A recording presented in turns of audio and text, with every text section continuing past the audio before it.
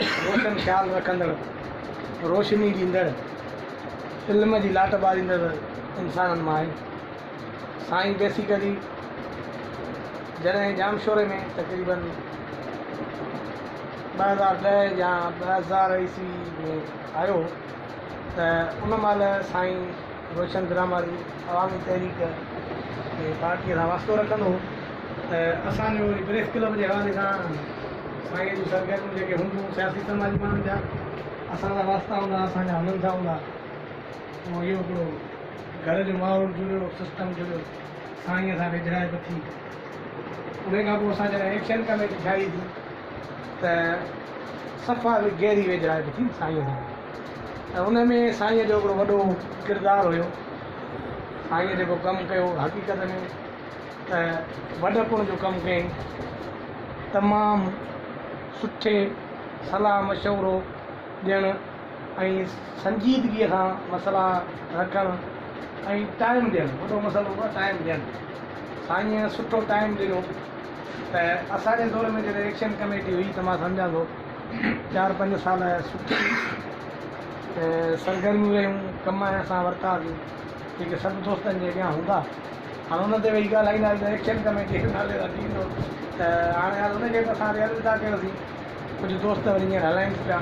असांखे कंहिंखां इख़्तिलाफ़ आहे कोन, सुठी ॻाल्हि आहे, भले हो बि हलाइनि। हाणे रही ॻाल्हि त साईं जो उन खां वधीक तइलीम जे हवाले सां काफ़ी सरगर्मियूं असांजी जिदोजहद प्रेस क्लब जी थी। उन में वॾो साईं जो किरदारु अदा रहियो। ऐं उन खां पोइ साईं अमूमन अहिड़नि सरगर्मियुनि में हूंदो आहे जो कंहिंजो को मसइलो हूंदो आहे, पोइ इस्पताल जो हुजे या समाजी को मसइलो हुजे या कंहिं सियासी मसइलो हुजे त साईं वटि जेकॾहिं वञिजे थो त साईं उनजो टाइम कढी उनखे हल करण में बाक़ाइदे भरपूर ऐं मदद कंदो आहे। त साईं जूं वॾियूं इहे असांजे लाइ इहसान आहिनि। ऐं सच पुछो त साईं जी कल्ह जेकी सालगिरह आई त साईं जो टाइम आयो हुयो। फेसबुक शायदि आहे किथे किथे असां रखंदा आहियूं पोस्टूं। त साईं जो जॾहिं टाइम आयो त असां गैर हाज़ुर आहे फेसबुक तां।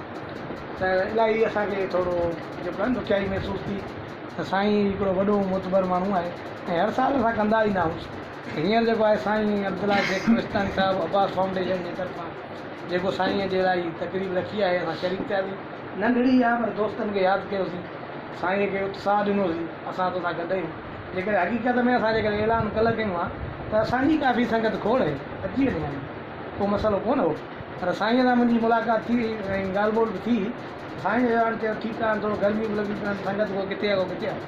त हाणे हिन साल खणी छॾियूंसि था। मुंहिंजो ठीकु आहे।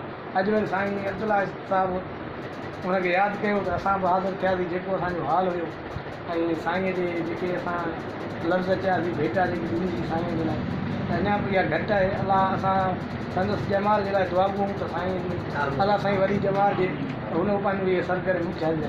तव्हां सभिनी दोस्तनि वरी ॻाल्हायो।